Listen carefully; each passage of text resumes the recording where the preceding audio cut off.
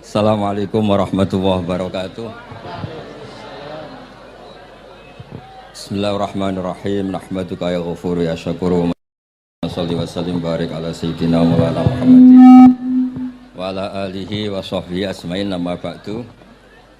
Teng ngerso para keluarga besar Kiai Haji Akil Sirot wabil khusus teng wau niki pernah paman kalian kula. Terus gada otoritas meksa. Tapi itu saya keren yang bihan malah pernah mbah, nggih pernah mbah nggih putrine guru kula niku dimanfaatno beliau kayak gitu. Nggih sedanten para habae wonten Mas Arif Kapolres sedanten ingkang kula hormati. Niki paling kula ngisi nampung 20 menit niku mun top niku mun. Terus katanya niku ahlul ilmi dihormati tapi nyatane dipeksa. Terus memang banyak paradok dalam ilmu usul fikih. Ilmu usul fikih itu ilmu yang menjadikan orang itu bisa berpikir. Gitu. Kalau tak cerita tentang pertama tentang Ki Akil sing al ma'ruf bi ahli nahwi. Nahwu riyen di era dulu itu dadekno tiyang dadi wali. Sampai disebut hatta nahat qulubuhum li nahwihi famin azimi sya'nihi lam tahwihi. Tetes orang-orang baik niku ketika usul teng pangeran nyebut Allah la ilaha illallah mboten saged. Sagete namung nyebut dhamir sya'an niki niku hu. Akhirnya kathah toreko sing ha hu niku gara-gara ahli nahwu iki. Ahli nahwu niku. Nah, disebut fauribat makna dhamiris sya'ni. Jadi ngelafatkan la ilaha illallah ndak bisa tapi hu bisa.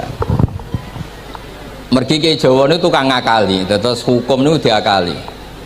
Sakjane teke hadis niku mangkana akhiru kalamihi la ilaha illallah dakhalal jannah. Tapi ada kekhawatiran pas la ilaha mati. Lah la ilaha mati ra radi kaya ateis. Ora ono pangeran maujud mati. Sampeyan kan gak iso janjian mbek Israel. Kan mboten saged weanan, mboten saged kong kali kong. Nah, daripada la ilaha niku resiko karena takut mati pas la ilaha dereng illallah terus Ki Jawa mulai nalkin ngangge Allah. Tapi Allah sarasan itu tidak mewakili la ilaha illallah. Akhirnya diambil dhamir sa'an fa'alam annahu la ilaha illallah. Niku asal usulnya. Cuma kebetulan thariqah kita tidak jalur itu, tidak jalur yang lewat dhamir napa sa'an. Tapi sementing tadi dawuh Kiai Mustafa, sementing kita tahu secara ilmu. Terus nomor kali cerita uzlah wow. Kalau memang benar-benar uzlah. Terus kalau ini diundang acara-acara publik kemarin di Habib Jindan gitu, hanya di halaqah ilmiah. Kemarin terakhir beliau ngerayu ini dari marrotan wahidah. Ini saya pegang. Dan itu dicatat di Loh Mahfud. Dan ciri utama kiai itu tidak membatalkan perjanjian. Jenengan jauh marrotan wahidah Mas niku. Ben gelem. Terus ngeten kula cerita sithik tentang ilmu yang sering kula utarakan. Di antara kitab yang dipakai guru-guru kita sing dilanggengi Mbah Mun Maus niku kitab Ihya. Kula dari sekian cerita Ihya yang paling kula kenang niku bahwa ternyata Allah itu andaikan boleh dibahasakan niku cara berpikir tuh dalam bahasa tafsir disebut tanazul niku wong ben kaya orang kebanyakan. Saya ulang lagi supaya orang tuh kayak orang nopo kebanyakan. Ada dua ahli neraka yang dipanggil, yang satu ditakoi cung ning neraka piye rasane syarru makan mboten enak Gusti. Terus pangeran diken balik ya wis kono cung mlayu balik nang neraka. Niku tiangnya lari kencang sekencang-kencangnya. Semangatnya seneng ambek kon balik ning neraka. Ditakoki mbek pangeran, "Lho cung kon mara neraka kok seneng?" Kula nu pun kapok Gusti, kula nu nyesal ketika di dunia nak jenengan utus niku lelat-lelet. Niki kula tobat dengan bukti dikan jenengan teng neraka kula mlayu. Lho nu pangeran akhirnya haru wong kok semangate mlebu neraka kaya ngono. Mergo diperintah pangeran. Ya dados niki ijazah jenengan akan mlebu neraka jenengan sing semangat nggih. Karena zaman ning donya sering diperintah Allah mboten napa? Semangat. Nah niku kemungkinannya dibarno, kemungkinannya dipanggil. Lah tiang itu terus dipanggil oleh Allah. Ya wis kaya wong apik, tak kongkon nurut tenan, semangat tenan, terus diken mlebu swarga. Nah niki ijazah pertama nggih. Dinaken mlebu neraka sing napa? Semangat. Sing kedua niku dipanggil ku plengakan lelat-lelet. Kados kula diutus Gus Mus niki nelpon. Nelpon kula mboten purun, akhire ning Bika jare matur Gus Subak. Turuti ya, aku diamuk Bika jare Bapak. Dados niki melibatkan sekian pihak untuk memaksa saya datang ke mriki. Aduh, repot wong sawang kempek niku. Repot nyen repot. Mugi-mugi di sepuro ngoten. Yang kedua niku diken mlebu neraka malih ku lelat-lelet, ndelok pangeran mboten semangat. Ditakoki mbek pangeran. Kenapa kamu tidak semangat? Saya itu tidak pernah ngira jenengan yang baik sudah masukkan saya ke surga, kemudian jenengan nyuruh lagi saya ke neraka. Saya tidak pernah mengira engkau itu seperti itu. Terus Allah nggih, ana indadzoni abdibi. Ya ora apa-apa, swarga wae swarga. Ini dua ijazah untuk sampean supaya bisa masuk napa? Swarga. Terus kita tidak pernah tahu napa Gustofa ngundang kula nyenengno wong akeh ganjaran, napa meksa wong alim dosa, mboten ngerti kula carane.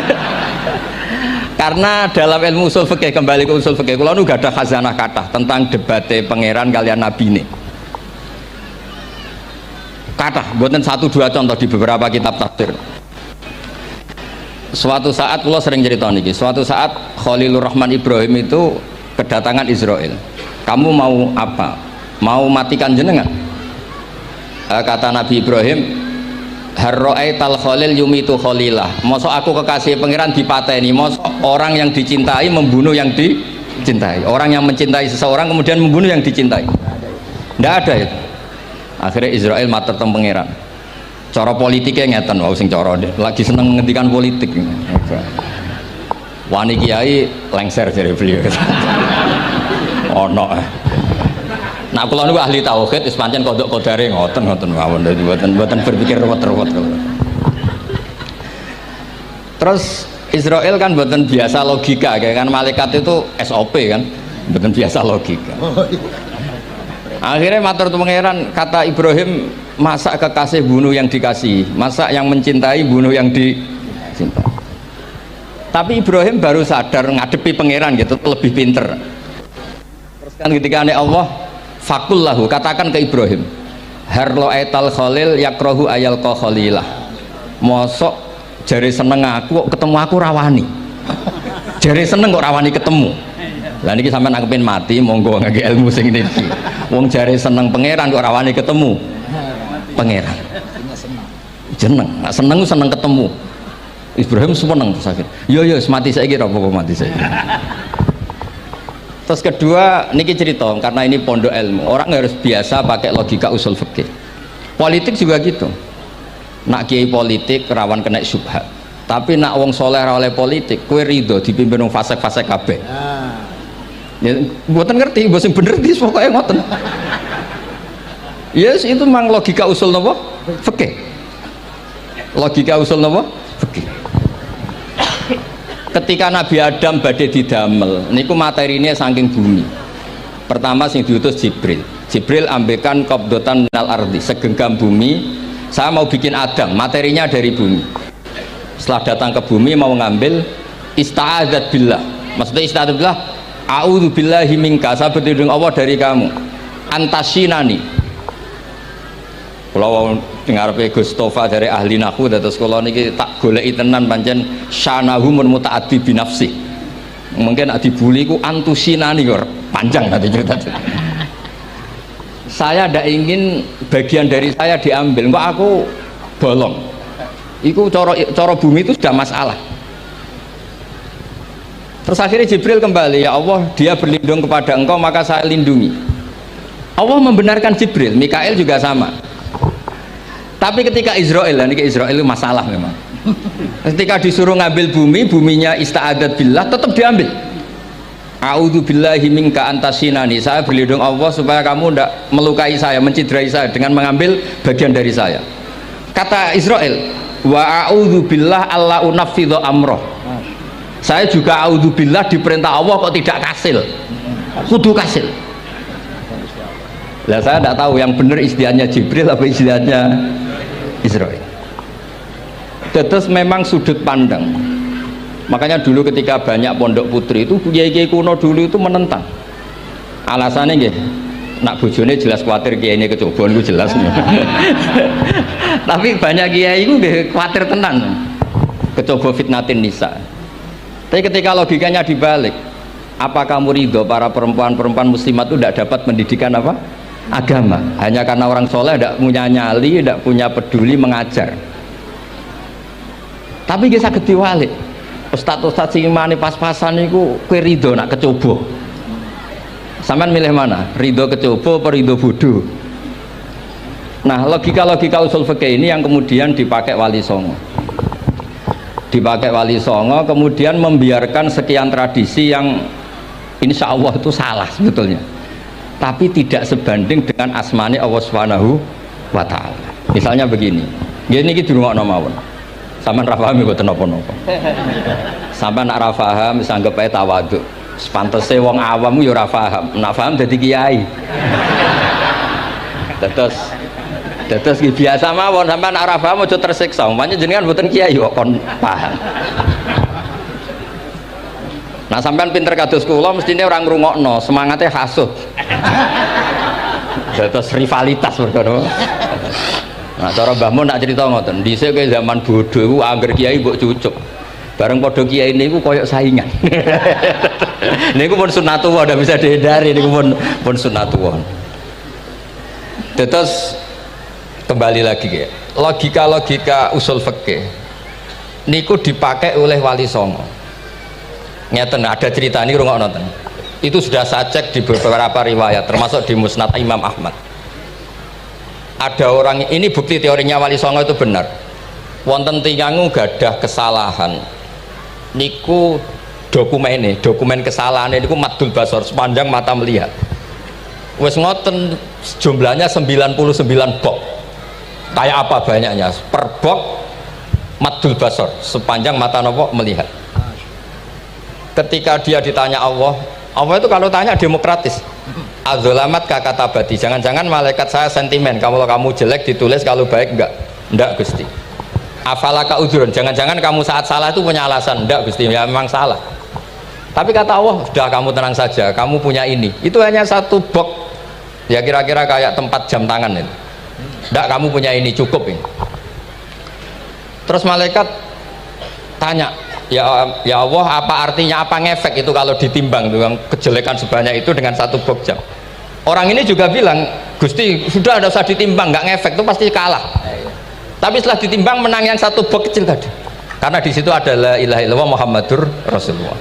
Jadi malaikat diancam sama Allah, kamu berani tidak mempertimbangkan nama saya? Apapun banyaknya box itu dosa itu tidak saya. Kalau ini la ilaha illallah itu nama saya. Kamu berani tidak mempertimbangkan nama saya? Ya tidak berani Gusti, ya harus dimenangkan. Nah itu semalahnya kalau pengajian ini ya ono istilatur rijal wan nisa, tapi baru kayak ngaji di sepuro. Ya aja muni halal tapi ya aja muni terus gak ono faedahe. Di sepuro insyaallah. Karena kalau nuruti harus steril halal itu kayaknya tidak bisa. Terus di situ ditutup fala yaskulu ma'asmillahi ta'ala syai'un. Dibanding asmane Allah Ta'ala sesuatu itu tidak ada nilainya, pasti menang Allah Ta'ala. Sehingga banyak ulama ngendikan kowe nak berdosa bersalah mojo iki. Dan kalau Anda dosa misalnya catatannya satu box terus di bawah ada astagfirullah, malaikat ditanya sama Allah, kamu berani tidak mempertimbangkan nama saya disebut di situ? Enggak berani. Nah saya ini ribuan orang yang ngundang, saya berani mengabaikan. Bareng ono wong ngaku mbah ya mbah tenan wae. Ya terus ngoten, kowe wani gak mempertimbangkan Gustofa sing mantune Mbah Maimun. Ya. Semoga cara pandang malaikat nanti seperti itu. Tapi nanti kalau malaikat cara pandang, mbah kok tukang makso putu. Itu mbah model opo. Nah saya ini sudah ngalah satu kali. Berikutnya logika kedua yang insya Allah terbangun di kalangan malaikat, yaitu mbah ora oleh maksa napa butuh. Neng dinggon mbah yang baik putune dolanan di Barno. Ini ora. Putu lagi asik-asik dolanan. Rene. Kon nyapu. Nah, itu udah jenis mbah yang baik. Terus kula suwun lah ngaji usul fikih yang serius karena itu menjadikan kita bermartabat. Kula niku sering lepas jenazah tangga-tangga kula nggih penggene ndelok TV, nak bengi nggih ngelamun, ngayal suges, kadang yo ngapalo tikus sing liwat dhuwure saking ora ana penggawean. Tapi kula nang lepas jenazah ini orang baik. Sampai bojone protes, "HP opo lho Gus angger bengi iku mau ngelamun ngitung tikus liwat, ngitung apa."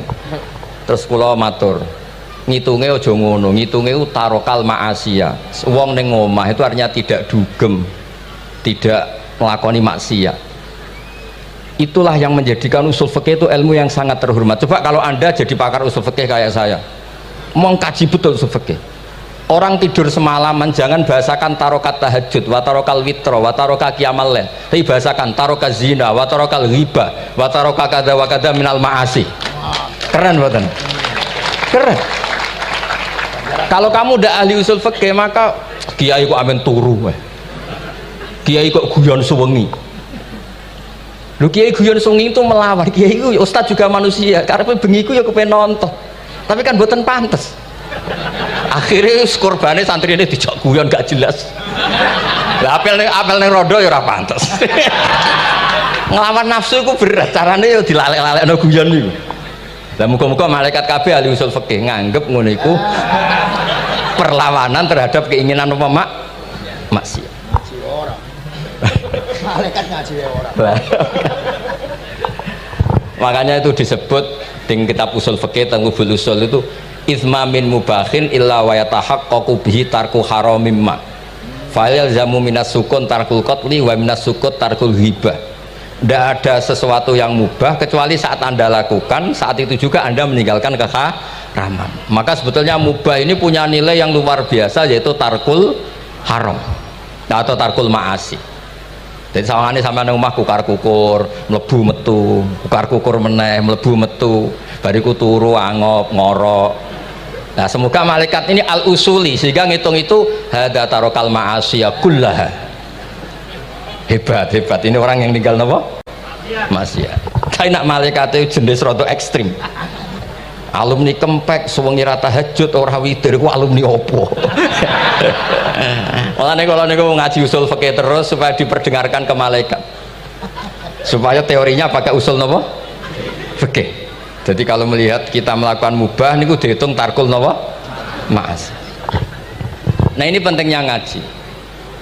Kalau nate ditanya sama seorang dosen, "Gus, masa iya Quran yang katanya mutu semutu-mutunya kemudian ada ayat kulu washrobu, mosok urusan mangan gak usah disuruh orang juga makan, terus kualitasnya kulu washrobu itu di mana?"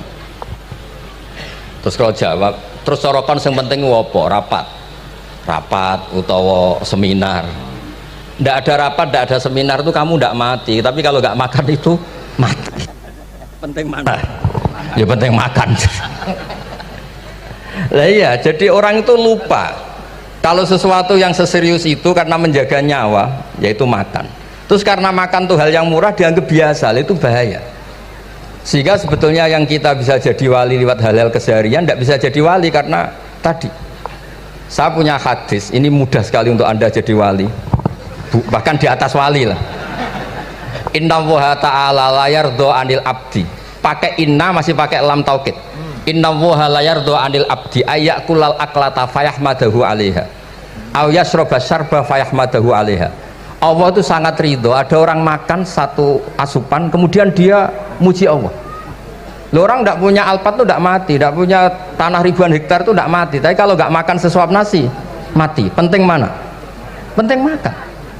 Tapi gara-gara kamu tamak untuk syukur nunggu punya alpat, untuk syukur nunggu punya tanah banyak, Anda ini bodoh. Mau syukur saja syaratnya kok banyak. Jadi sebetulnya kalau kita mau jadi wali itu cukup setiap makan itu kamu syukur. Fayahmadahu alaiha. Au yasroba syarba fayahmadahu alaiha. Makanya wali-wali dulu kalau didik raja yang sedang berkuasa itu ditanya, kamu raja besar, punya pengaruh besar. Andaikan kamu di padang pasir dan kemudian Anda tidak mendapatkan air, sama sekali. Apakah kamu menggantikan kerajaan kamu demi beli satu seteguk air? Iya, akan saya beli karena saya kalau tidak minum mati. La tafrah bimulkin la yusawi jar'atamain. Kamu jangan bangga dengan sistem kekuasaan yang tidak senilai dengan seteguk air. Orang nggak jadi raja itu nggak mati, tapi kalau nggak minum mati. Terus akhirnya dosen itu tahu, wah berarti kuluwas robu itu luar biasa, Gus. Sangat luar biasa. Makan dan minum itu luar biasa. Makanya terus ada kiai mertamu mangan. Kalau tadi baru datang kon mangan. Di sini ya ada mangan. Ya saya anggap aja itu proses jadi wali, ngoten Pak. Jadi segampang itu jadi wali. Nah, kemudian gara-gara torekoh terus jadi wali ku repot kon maca 10.000 wiridan kon opo. Kesuwen nih cara-cara kesuwen. Karena ini partai gak torekoh tadi itu. Dulu abahnya Mbah Maimun Mbah Zubair itu kalau disuruh wiridan lama-lama itu nggak mau. Sementing diridani pangeran, moco kok akeh-akeh. Nah, itu partainya partai ahlul ilmi. Ya partainya partai ahlul apa? Ilmi. Nah kemudian karena saya ini nekuni tafsir ya, itu saya kepengen ya menggerakkan supaya ilmu Quran itu menarik. Caranya apa? Cari sisi ekstrimnya. Kalau bolak-balik, kenapa sih orang nggak janggal? Nggak janggal itu udah iskal. Quran itu kan kalamu Allah. Saya ulang lagi, Quran itu kalamu Allah. Masa iya Allah yang Tuhan kemudian ngendikan iya kana budu wa iya kanas tai. Kepadamu aku menyembah. Masa Allah ngendikan gitu pada kekasihnya Nabi Muhammad? Padahal Allah itu al-ma'bud, bukan abid. Allah yang disembah, bukan yang menyembah. Semua ahli tafsir, saya bukan bilang sebagian, semua ahli tafsir pasti ngendikan begini. Wa yuqaddaru qabla qaulihi ta'ala iyyaka na'budu qulu. Sebelum iyyaka na'budu itu ada kata yang disimpan yaitu qulu. Jadi iyyaka na'budu itu betul ngendikane Allah, cuma sudah dikasihkan Jibril kepada umatnya Rasulullah. Jadi Jibril bilang gini ke Rasulullah Muhammad, qul iyyaka na'budu. Kemudian Nabi juga bilang ke umatnya qulu iyyaka na'budu. Jadi ini kalam Allah yang sudah milik kita. Nah berhubung milik kita, kita sah mengatakan iya karena bukti. Karena kalau tidak janggal, masa iya Allah berdoa ihdinas siratal mustaqim, tunjukkan kami jalan yang benar. Lah kalau ihdinas siratal mustaqim kalamullah berarti kan Allah yang berdoa. Nah sehingga semua tafsir bilang sama. Wa yuqaddaru qabla qauli ihdinas siratal mustaqim qulu. Nah, terus ada mufassir lain bilang jangan mulai iya karena butuh ya semuanya, mulai bismillah, qulu bismillahirrahmanirrahim. Masa iya Allah sendiri yang bilang bismillahirrahmanirrahim? Nah dengan tafsir seperti ini terus kita akhirnya lagi-lagi kembali ke usul fikih, kembali ke balaghah, kembali ke nahwu. Kalau ndak ya Anda akan menafsiri Quran pakai logika Anda sendiri sampai ada mungkirus sunnah. Pokoknya sementing kembali ke Quran, orang roh Quran itu kayak apa. Saya kemarin ngaji di Sedan di daerah saya bilang Sayyidina Umar itu Islam sebelum minta hidayat. Khalid bin Walid ya Islam sebelumnya ya tidak minta hidayat. Nah itu kan janggal, padahal katanya Quran itu hudal lil muttaqin, petunjuk bagi mereka yang takwa. Padahal tidak ada sabkut takwa untuk Umar. Umar tidak pernah takwa, tapi nyatanya Islam. Bahkan dia masuk ke rumahnya Zaid bin Arqam itu mau bunuh Nabi, mau nyari Nabi, bukan mau Islam. Tapi ketika dengar iparnya membaca Toha ma anzalna alikal Qur'ana litasqa, kemudian dia masuk Islam. Lalu gimana tentang hudalil muttaqin, petunjuk bagi mereka yang takwa? Banyak ulama yang mengatakan lil muttaqin itu balaghahnya lil iktifa, lil muttaqina wa ghairihim. Jadi Quran itu petunjuk bagi yang takwa dan yang tidak takwa. Dan itu di bahasa Arab sah. Di bahasa Arab sah. Misalnya gini ya, kalau sampean punya ponakan dolan, cong-cong nang mangan. Ya maksudnya ya mangan mbek ngombe, mangan tok seretan mati kan. Itu kan satu paket. Sarobila taqikumul harra wal barda. Pakaian yang melindungi dari panas. Di situ gak disebut wal barda, tapi artinya juga wal barda. Karena kalau tidak diartikan lil iktifa, nanti Quran itu memberi petunjuk bagi yang sudah muttaqin. Corong doang nguyai segoro, wis takwa kok. Nah ini kita butuh ahli tafsir yang al-usuli. Karena itu yang menjadikan Quran punya kualitas lagi. Saya ulang lagi, punya kualitas lagi. Kalau ndak, Quran tuh kayak biasa-biasa saja, kayak tadi kulu wasrobu kayak dan seterusnya dan seterusnya. Jadi kalau suwun barokahnya hormat sama orang alim kados Ki Akil, Ki Siras dan tenaga keluarga mriki. Orang menghidupkan logika ilmu lagi. Jadi kalau seneng lah nak dalam Gusmus ahli ilmu boten krono niat fakir boten. Biar sampean ngerti lah kalau ngadepi ahlul ilmi itu pun boten level. Ahlul ilmi itu kalau punya logika itu tidak bisa dibantah. Saya beri contoh sekian contoh yang nyata yang diajarkan Rasulullah SAW. Nabi itu pernah mau dipermalukan orang karena Nabi ngendikan la adwa wala tiarata, tidak ada penyakit menular.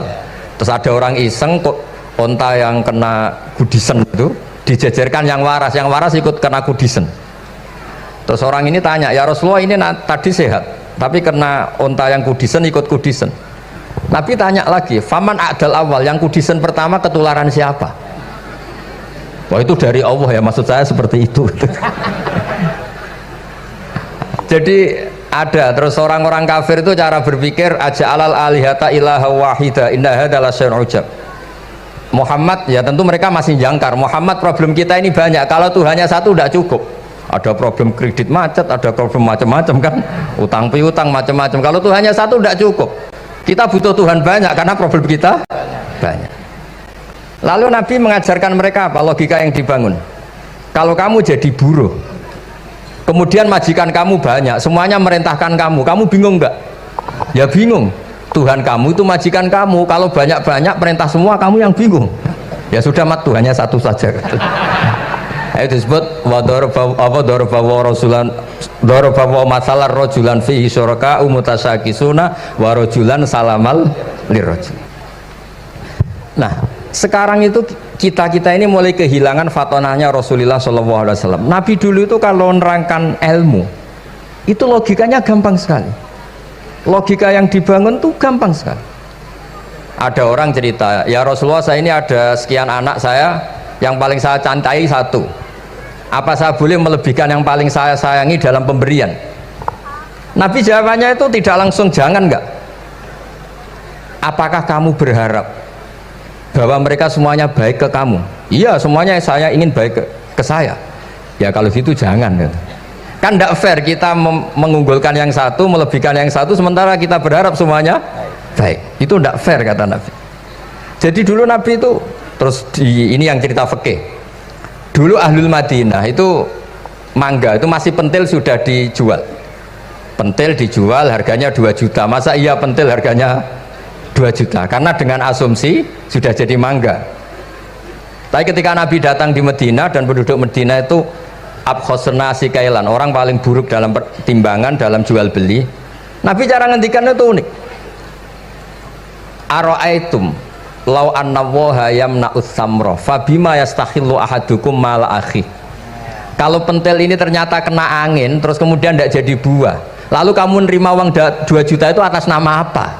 Atas nama beli pelem, nyatanya belum jadi mangga. Mosok kalau pentil seharga 2 juta. Semenjak itu terus Ahlul Madinah sadar kalau jual buah itu nunggu ba'da buduwi solahiyah, setelah samroh ini berbentuk. Tapi Nabi tetap ngendikannya pakai logika. Nah sekarang banyak kiai yang sidik-sidik neraka. Sebenarnya Nabi itu ngajari logika. Ada pemuda dia itu hipersek, mau masuk Islam tapi tetap boleh bebas. Saya ini ingin Islam tapi jangan larang seks bebas. Wah itu sahabat semuanya melarang ketemu Nabi karena ini ngawur betul, masa pamit Islam kok. Tapi setelah gaduh Nabi tanya, kenapa gaduh? Ada pemuda mau masuk Islam tapi yasta'izinu fi zina, dia minta izin supaya tetap boleh zina. Kata Nabi, suruh saya ke sini. Setelah datang di depan Rasulullah, logika yang dibangun Nabi itu luar biasa. Atuhibbuhu li bintik, kamu suka punya anak putri kemudian jadi demenannya orang laki-laki hidung belang? Ya enggak, saya bunuh orang itu. Andaikan itu ke ibu kamu, saya bunuh orang itu. Atuhibbuhu li bintik, atuhibbuhu li ummik, atuhibbuhu li ukhtik, atuhibbuhu li kholatik. Kamu suka punya anak putri yang jadi demenannya orang? Ya tidak suka ya Rasulullah. Kamu suka kalau punya ibu didemeni orang banyak? Ya tidak suka Nabi. Sampai otaknya itu yastakbihu zina, sehingga otaknya itu wah zina itu buruk betul. Akhirnya ya Rasulullah sudah, saya mau se-Islam tanpa zina-zina. Karena logika yang dibangun Nabi itu luar biasa. Nabi pertama mengingatkan atuhibbuhu li bintik, atuhibbuhu li ummik, atuhibbuhu li ukhtik, atuhibbuhu li kholatik. Sampai dia ini nggak bisa apa-apa. Sudah Nabi sudah. Jadi logika ini yang harus kita waris. Lagi-lagi kembali yang bisa waris itu ahlul ilm. Sama itu kan kayak diskusinya Nabi Yahya dan Nabi Isa. Nabi Yahya itu suka berkawan orang-orang soleh. Setiap berkunjung di mana itu nyari yang orang-orang soleh. Ditanya kenapa kamu berkawan orang soleh? Ya berkawan orang soleh itu asik. Tapi kalau Nabi Isa enggak. Kalau ada desa-desa yang masih hitam, masih merah itu dikunjungi, kemudian dibina. Ditanya sama Nabi Yahya, lima anda tanzilu ala syirarin nas, kok kamu kumpul orang-orang yang kayak gitu? Jawabnya beliau, innama ana tabibun udawil mardo. Di mana-mana Nabi itu ya dokter, di mana-mana dokter nyembuhkan yang sakit. Jadi dulu logika kebalikan itu dibangun, sehingga dulu ulama khilaf itu ikhtilaful a'immah apa? Rahmah. Masyhur itu. Saya sering cerita dan itu ada di kitab Khilyatul Auliya. Nabi Yahya itu lebih ceria. Nabi Isa itu agak sering cemburut. Atau kebalikannya, apanya yang satu tuh mali aro ka'abisan ka'anna kataknatu mir rahmatillah. Kamu kok sering cemburut, seakan-akan rahmat Allah itu terbatas. Wong kok ora iso syukur. Yang satu gojlok mali aro ka dohikan ka'anna katakmanu mim makrillah.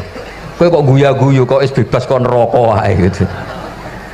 Nah, sehingga ya itu tadi sudut pandang. Makanya saya sering cerita dulu kalau Said Abdul Al-Haddad itu tanya, "Cung kowe ngaji sopo?" Ngaji si A. Kiaimu tahu nangis? Ndak. Ojo ngaji. Kiaimu ati atos, kiai kok ora iso nangis. Tapi kalau Abdul Hasan Asadili kebalikan, "Cung kowe ngaji sopo?" Ngaji si A. Kiaimu tahu guyu nak ngaji mboten nate. Ora usah ngaji wong ora iso syukur. Jadi nah itu yang akhirnya menjadi keseimbangan khaufau wa tama. Ada khauf, ada apa? Roja. Sehingga karena sudut pandang itu nggak bisa dihilangkan, sawalangnya nggak bisa dihilangkan. Ini yang sering diceritakan kisah itu kakaknya ini. Dulu Muhammad bin Hasan Asy-Syaibani, Imam Syafi'i itu lama sekali beliau jadi ulama top yang suka fikir, dianggap fikir itu aman, ngeringankan hisab. Nggak jenengan fikir yang dihisab malaikat apanya kan? Kan nggak bisa ngisab jenengan, apa saja tidak punya. Punyanya problem. Nah setelah ngaji sama Imam Malik, Imam Syafi'i tanya, yang ilmunya setingkat jenengan siapa? Kata Imam Malik, sebetulnya Abu Hanifah, tapi orangnya sudah meninggal, tapi ada muridnya namanya Muhammad bin Hasan Asy-Syaibani. Kamu ke sana dari Madinah ke Irak, dulu tempatnya di Baghdad. Setelah di Irak, Muhammad bin Hasan Asy-Syaibani itu kalau ngitung uang tuh di meja, emasnya tuh banyak, uangnya banyak, dia hitung di meja, malah kaget. Saya ini gedeng kiai, kedunyan ini ketemu kiai, kedunyan. Ya karena Muhammad bin Hasan Asy-Syaibani itu wali, kamu tanya, kamu heran ya ada kiai kaya? Iya. Ya sudah, kekayaan ini kasihkan orang fasik, biar dipakai demenan, dipakai mabuk, dipakai ini. Terus, ya jangan, kalau kena orang fasik bahaya, jenengan saja. Semenjak itu Imam Syafi'i mulai rodok seneng duit. Jadi ada ceritanya soalnya kok diangen-angen, nah terus keterusan umatnya kayak gini-gini tuh. Jadi ini cerita nopo istihad apa? Cerita nopo istihad. Sama pangkat juga sama. Gue seneng nak wong soleh-soleh tidak ikut ngurus negara ini, mau dikemanakan negara ini. Tapi ada yang berpikir, gue seneng nak wong soleh terkontaminasi. Ya sudah monggo, sing serapayu jabat nggih berpikir zuhud, sing payu ya berpikir politik. Yang penting semuanya itu berdasar ilmu, yang penting itu semuanya berdasar apa? Ilmu. Karena ilmu ini basis yang paling diridani Allah Subhanahu wa ta'ala. Masyhur itu di Ihya sering diceritakan Imam Ghazali, ana alim uhibbu kulla alim. Kata Allah, saya ini alim dan sangat mencintai orang alim. Karena orang alim ini yang tahu perspektif. Orang yang enggak, yang ngiranya, saya ulang lagi, yang ngiranya itu enggak ilmiah, di depan orang alim itu sangat-sangat apa? Ilmiah. Yaitu tadi misalnya ada ayat wa min ayatihi manamukum bil laili wan nahar. Masa iya tidur yang ngorok semua turunnya secara jelas kok jadi wa min ayatihi? Tanyakan ahli medis, sistem tubuh kita kalau nggak tidur itu kayak apa rusaknya? Dan toat pas-pasan ini satu-satunya solusi ya turu. bengi ngempet kepen delok dangdut, delok dugem. Bareng turu jebule esuk wis bar, alhamdulillah. Cara melek iman kamu seberapa? Tarikan-tarikan maksiat posisi kamu terjaga bisa kalah kan?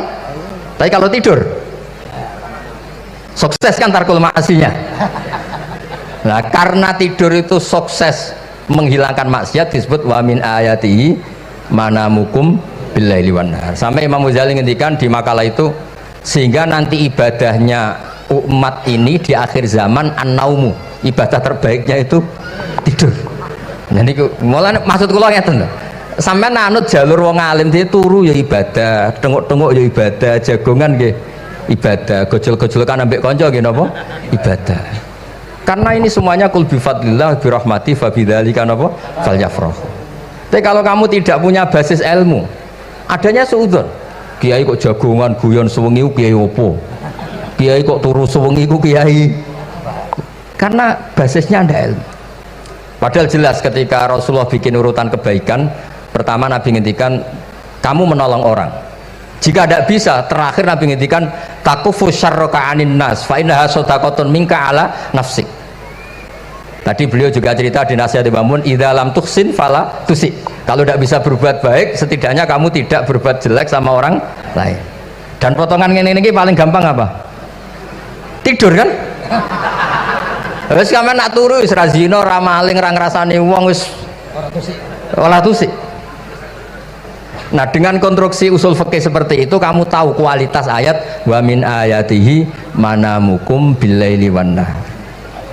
Ya sama, ternyata makan itu yang menjaga nyawa, ternyata makan itu yang menjadikan syukur. Kalau kamu nggak percaya puasa, sama nak poso gedang goreng itu mewah.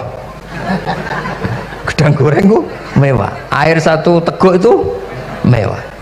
Makanya kalau ulama dulu ada santri kepengen mangan enak, ya saya ingin mangan enak gini-gini, caranya gimana? Itu rumusnya ada sate, ada mie ayam. Idamuhu alju. Kalau kamu ingin enak, lauknya itu lapar. Ya kita kalau puasa itu semuanya kan enak. Nah itu lagi-lagi basisnya itu ilmu. Nah sekarang banyak orang yang sudah tidak peduli dengan ilmu, kayak ijazah dilakoni kan. Jadi kayak wiridan la ilaha illallah itu sebetulnya harus dibarengi dengan ilmu. Ini yang terakhir supaya nggak lama-lama. La ilaha illallah itu basisnya ilmu. Surga yang begitu mewah itu dibikin juga bagi yang melafadzkan la ilaha illallah. Neraka yang begitu ekstrim, sampai kalau benda dijatuhkan dari atas ke neraka itu sampai bawah nunggu 70 tahun. Bisa kamu bayangkan kalau kamu di dalam naiknya susah itu. Ini dijatuhkan ke neraka itu sampai bawah nunggu berapa? 70 tahun. Loh, neraka sebegitu ekstrim itu dibikin untuk yang menolak la ilaha illallah. Berarti kalimat ini kalimat spesial. Kalimat yang neraka dibikin ya atas nama itu yang menolak, surga dibikin juga atas nama itu yang menerima. Itu satu saktinya la ilaha illallah. Sakti kedua, orang kafir 70 tahun ngelafatkan la ilaha illallah sekali langsung dihukumi mukmin. Yughfar lahum ma qad salaf. Qul lil ladzina kafaru iyantahu yughfar lahum ma qad salaf. Orang yang melafatkan la ilaha illallah Muhammadur Rasulullah itu dosa 70 tahun kafir itu hilang semua. Tapi gara-gara ada ilmu terus diumumkan tahlil dening Kiai Haji Niam mesti sing nguri wah sawi gue mesti gue. Padahal kalau kamu tahu ilmunya tadi ini kalimat yang luar biasa, kalimat yang bisa melebur dosa. Bahkan dalam mazhab Sadiliyah itu unik. Kalau kamu wiridan la ilaha illallah itu jangan istighfar dulu, istighfarnya belakangan. Alasannya Abdul Hasan As-Sadili itu fa'lam annahu la ilaha illallah wastaghfir li dzambik li hadhil kalimah. Orang kafir 70 tahun dia istighfar 100 kali nggak akan dimaafkan Allah, tapi ngelafatkan la ilaha illallah langsung dimaafkan. Jadi orang bisa dimaafkan tuh barokahnya la ilaha illallah.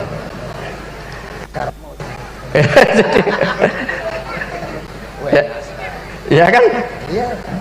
Jadi orang kafir 70 tahun wirid istighfar 100 kali atau 1000 kali dimaafkan enggak? Enggak kan? Tapi kalau membaca la ilaha illallah dimaafkan. Jadi istighfar tuh ngefek positif itu kalau dibarengi la ilaha illallah. Makanya wastaghfir li dzambika bihadil kalimah. Cara Al-Qur'an.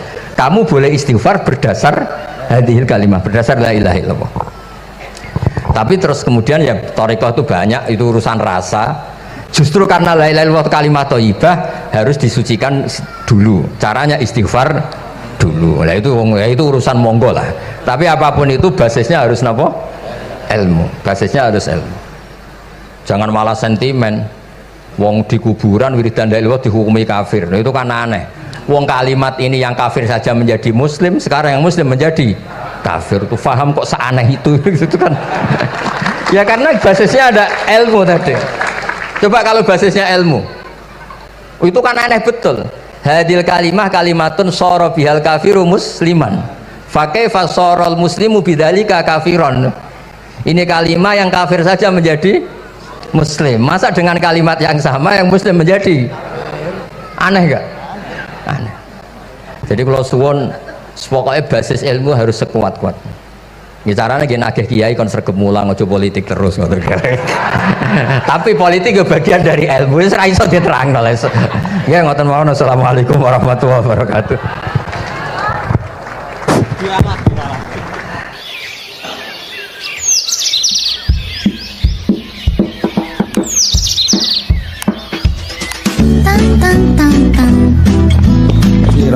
Cuma mereka yang tanya itu biyen belajar piye kok iso alim kaya ngono, ya kan? Nah, terangkan Gus, terangkan. Mati.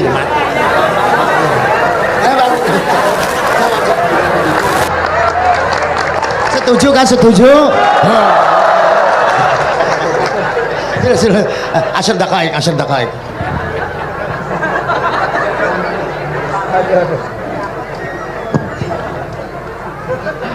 Andaikan pertanyaan itu ke Mbah Mun, mungkin jawabnya gurune sopo.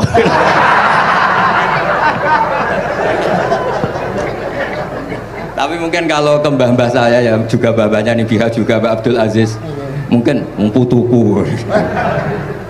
Tapi kalau saya ingin cerita tentang saya paling ya, aku sregep. Yang jelas tuh dari kafadlu wa yuti apa? Mayas. Tapi gini, kalau ini menghormati bahasa saya ini, kalau ijazah begini, dulu Mbak Mun tuh sering cerita juga bahasa kena kepengen ngalim ku sinau sedurunge ngaji ya. Misalnya kamu ngaji takrib atau ngaji wahab sama Mbah Mun, kamu baca dulu sebelum ngaji. Nah, setelah dibaca, misalnya kamu baca rofa, kok Mbah Mun baca jer, kamu baca jer, Mbah Mun baca rofa, berarti goblok tulen. Karena semua teori Anda kok salah. Ya misalnya Mbah Mun baca wadakaro sopa al-musonifu, kamu baca wadakaro al-musonif. Berarti kan goblok banget itu. Ya kan ada cerita gitu, ada orang tuh nggak tahu betul Gus maknanya lam tardiman itu apa. Lam tardiman dicari di kamus tuh udah ada, ternyata itu di khet lam tarodaman. Dia baca satu lam tardimannya dicari di kamus sampai hidup mati lagi agak ada. Nah, jadi kamu baca dulu, misalnya di bab khet lam taro naringali sopo mar'ah daman ing geteh. Ternyata ngaji Mbah Mun paginya jadi baca lam taro daman. Jadi kalau kamu malamnya baca lam tardiman loh kok. Jadi itu kata Dewi Mbah Mun mergo sorokan kabeh santriku ora mungkin. Carane ngecek kebenaran Anda itu kayak moco sik. Nanti kalau kemiripannya 50% ya separuh alim. Kalau 70% ya serontok alim. Tapi nanti kalau kemiripannya sampai 100% dan berkali-kali, ya berarti kan sudah luar biasa. Jadi yang ngaji sama Ki Mustafa, Ki Niam, saya mohon santri-santri itu belajar dulu, biar bisa ngecek nanti guru saya baca kayak apa. Podo salah ya Gus. Kenapa lah? Podo salah. Karena kiai itu kalau salah ya mau ngalah. Ini ceritanya Mbah Mun betul. Ada kiai nggak tahu apa kakean mergawe kakean politik nggak tahu. Wal babi lan walang. Terus ada santri, kulo gak ada makna kok lawang. Ya walang sing lawang cung. Mau ngalah. Terus watini lan wit alu. Gurune maca alu. Kulo gak ada makna kok elo. Lah ya wit telu kena go alu cung. Tapi saya menangi kiai itu kalah sama santri itu. Saroko nyolong sapa wong albedo tangi anduk. Terus gurunya kaget. Cung kok anduk, cung. Bareng didelok endok. Karena kalau pegon kan anduk sama ndok itu podo ya. Ini ada podo. Tapi kiainya akhirnya kalah. Memangnya nyolong anduk boleh? Yo ora dong, yo haram, yo podo ae kalau gitu nyolong. Nyolong ndok ya haram, nyolong anduk haram. Lo cerita itu masyhur itu. Kalau cerita yang terkenal di Lirboyo itu kan ada santri dari Jakarta di kelas. Gurunya bilang Ja'a Zaidun, Zaid datang. Waro'a itu Zaidan, saya melihat. Si murid ini itu melihat pintu terus. Lama-lama gurunya itu tersinggung. Kamu diajari pelengahan nggak sopan. Habis Ustadz bohong.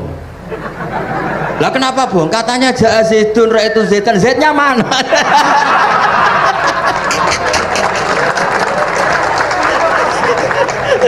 Dia gak ngerti. Zaid datang, saya melihat. Mana orangnya kok? Kok dibahas-bahas terus itu? Ya, jadi yang serius tadi, kalau sampean ingin nguji kualitas Anda, makanya saya dulu itu pede baca kitab di depan Mbah Mun karena ya ngecek. Dan dulu itu Gus Gofur, Gus Kamil sebelum ngaji ya itu mesti sinau sama saya. Nanti ketika Mbah Mun baca tadi kalau kemiripannya kita 90% ya bagus, syukur-syukur sampai 100, dan itu terulang sampai Wahab Hatam, Jamul Jami' Hatam, sehingga kita tahu. Jadi kalau diskusi kita kok salah ya tahu, kalau benar ya tahu, kalau tahqiq ya tahu. Biasanya kalau tahqiq itu Mbah Mun karena takut nyalahkan kiai-kiai Jawa, kalau baca 2 kali, misalnya begini, Yasmalu, kadang diwaca Yasmilu ya apa-apa nggih Jawa wae gitu. Karena kalau kita memaksakan sampai benar seperti di kamus, kayaknya kalau ki Jawa itu berat sekali. Dumeli bojo bolak-balik mesti ora goblok wis apik lah. Karena kalau baca tahqiq itu kan butuh kamus. Yang benar itu Yasmalu misalnya. Tapi kan populer juga orang baca Yasmilu. Saya itu menangi loh, Kiai Jawa dulu baca Simai itu menangi, Master Simai.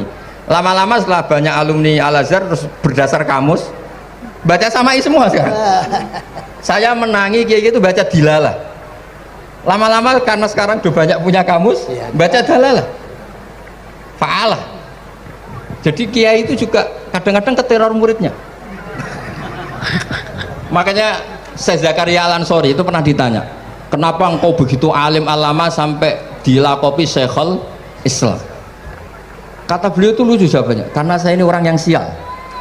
Saya dulu punya guru namanya Ibnu Hajar Al-Asqalani dan punya murid namanya Ibnu Hajar Al-Haytami. Kata beliau, dukik tu bena hajaro ini. Saya ini digebek 2 batu. Kalau mau ngaji takut saya minta ampun karena disuruh baca sama Ibnu Hajar Al-Asqalani. Kalau mau ngajar takutnya saya bukan main karena Ibnu Hajar Al-Haytami itu cerdasnya bukan main. Jadi kalau saya salah itu konangan. Akhirnya dia jadi orang sial tadi. Mau ngaji ya belajar, mau ngajar ya belajar. Makanya meskipun ini pernah sepuh saya tidak berani ngaji beliau. Wah mesti meriang saya kalau ngaji. Jadi yang terkenal alim-alim mohon ngajinya dikurangi ya, karena ini kasihan gurunya. Kasihan gurunya. Nggih pun cekap. Pun itu catat ya. Sebelum ngaji baca dulu. Satu lagi Gus. Sampean ketoke kayak desa kok kuliah? Betul kuliah? Oh nggih nggih. Pun dari belajar dari mana sampai kemana Gus jenengan? Dari Mondok sampai ke Jogja sampai Putih. Monggo.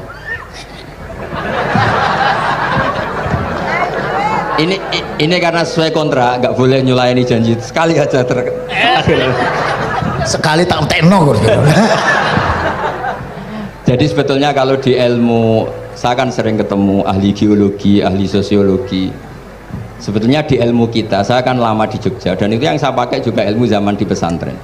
Misalnya sosiologi itu kan ada mukadimahnya Ibnu Khaldun. Itu kan teorinya luar biasa. Misalnya begini, kenapa Rasulullah itu harus dari suku Quraisy, suku yang sangat terhormat di Mekah? Itu secara teori sosiologi loh, bukan teori nubuah. Kata Ibnu Khaldun, Nabi itu mesti final dari kaum itu aneh. Saya ulang lagi, Nabi itu final dari kaum pasti aneh. Nah masa aneh-aneh ini ditoleransi oleh umatnya karena beliau dari suku yang terhormat. Coba kalau dia dari suku, beliau dari suku yang hina, pasti pas aneh-aneh langsung diadili. Ya kalau di NU lah, ndak Gus Dur kok bikin aneh-aneh di NU kan langsung tuntas. Tapi berhubung Gus Dur cucu Mbah Hasyim, Orang itu mentoleransi, bahkan mengira jangan-jangan teori beliau lebih baik ketimbang kita. Nah makanya terus kata Ibnu Khaldun, ma ba'atsawu nabiyan illa fi manaatin min qaumin, tidak ada nabi diutus kecuali dari kaum terbaik, supaya masa-masa transisi ini nggak ada perlawanan. Nah itu namanya sosiologi.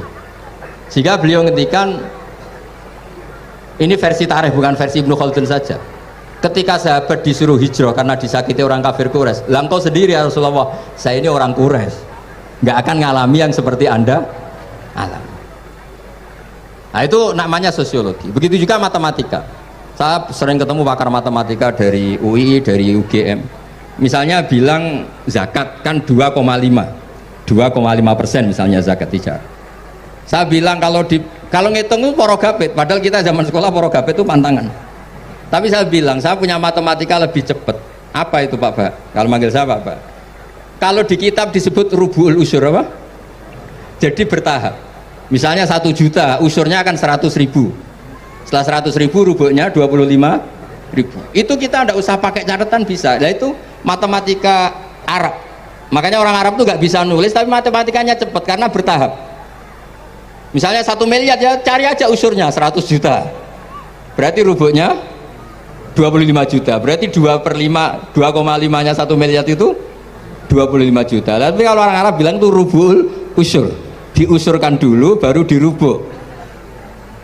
Misalnya 6, 2/3 6 berapa? Orang Arab bilang sulusan, 6 sulusnya 2, sulus 2 kali berarti 4.